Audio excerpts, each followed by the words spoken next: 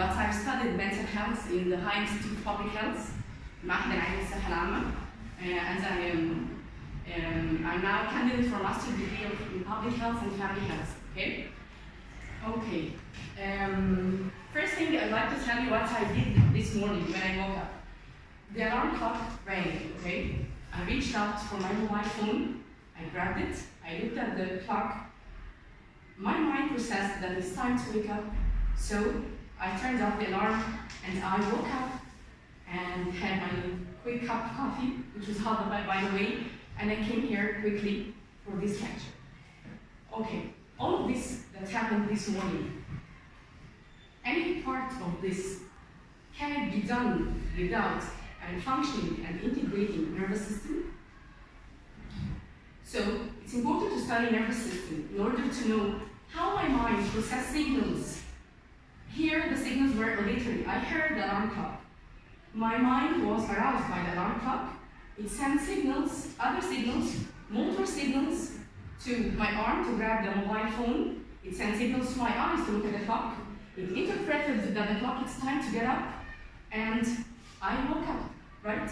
So I must have an integrated nervous system in order to act or behave properly in response to a certain stimulus. Here the stimulus was auditory. Throughout all the day, we respond to various stimuli, auditory, visual stimuli, sensory, whatever. Like the hot cup of coffee that I told you about. It was very hot, so I left it to cool down, right? Okay, in order to understand how I respond to the environmental changes around me, which is called psychology, I have to understand the nervous system, how it works. Why it's important to study nervous system? Psychology is the study of what the nervous system does.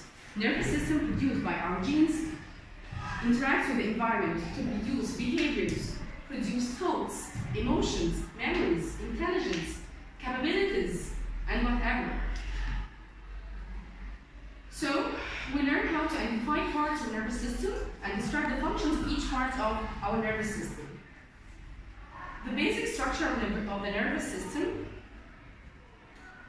Okay, it's a well-known fact that the nervous system never rests, right? Even through our sleep, our nervous system is still acting, still sending signals and sending orders to each and every part of every part of the cells, just to respond to certain stimuli. Digestion is still working while we're asleep, respiration, heartbeats, all are controlled by our nervous system, right?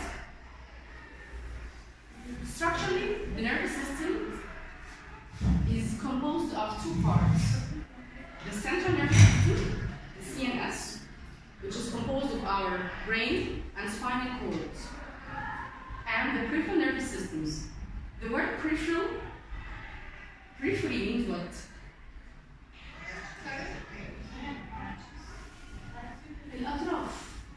Periphery الأطراف. So central is something in the middle, which is our brain and spinal cord, and periphery is those nerves emerging or exiting from the spinal cord and going to every part of our body. And also nerves that are coming from every and each organ of our body and going into the spinal cord, meets the spinal cord, right? This is the peripheral nervous system. So they are smaller branches of the CNS.